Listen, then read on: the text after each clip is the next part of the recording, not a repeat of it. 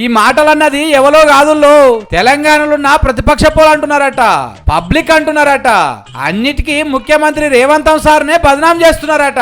ఎండకు పంటలు ఎండిపోతే రేవంత్ రెడ్డిని తిట్టొచ్చు, నన్ను తిట్టడం కోసం మీ పైశాచిక ఆనందం మంచిదా అని బీఆర్ఎస్ వాళ్ళు నేను అడుగుతున్నా. మరి మిమ్మల్ని కాకుంటే ఎవరినమంటారు సారు? బీజేపీ వాళ్ళు అన్నింటికి నెహ్రూ సార్ అన్నట్టు తెలంగాణలో ప్రతిదానికి కేసీఆర్ అనమంటారా ఎట్లా? లేకపోతే పక్క రాష్ట్ర ముఖ్యమంత్రి చంద్రాల్ సార్ అనమంటారా? మార్పు తెస్తామని చెప్పి ఓట్లలో గెలిచింది మీరు, ముఖ్యమంత్రి అయ్యింది మీరు. మరి రాష్ట్రం బాధ్యత ఎవరి మీద ఉంటుందో కూడా తెలియదా? ఇంత రాష్ట్రంలో ఏ మూలకు ఏమైనా మీదే బాధ్యత ఉంటది.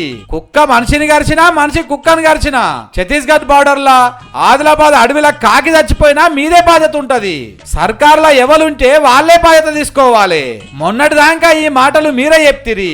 రాష్ట్రంలో ఎక్కడేమైనా ముఖ్యమంత్రినే అంటిరి, వాళ్ళ మీదికి లొల్లికి పోతిరి.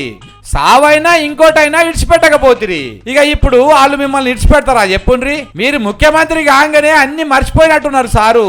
జర పాత ముచ్చట్లు, మీరు చేసిన పనులు యాదకు తెచ్చుకోండి పాలి. ఇట్లా ఏడాదుల్ని అన్ని మర్చిపోతే ఎట్లా రేవంతం సారు? ఇంకోసారి మీరు గాని, మీ చెంచగాన్లు గాని, మీ సోషల్ మీడియా కానీ రేవంత్ రెడ్డి గారి పైన చిల్లర మల్లరగా వ్యవహరిస్తే ఇక సరే బట్టలిప్పే కొడతాం మీ అందరినీ. సారి ఒంటి మీద ఒక్క బట్ట ముక్క లేకుండా కొడతాం మీ.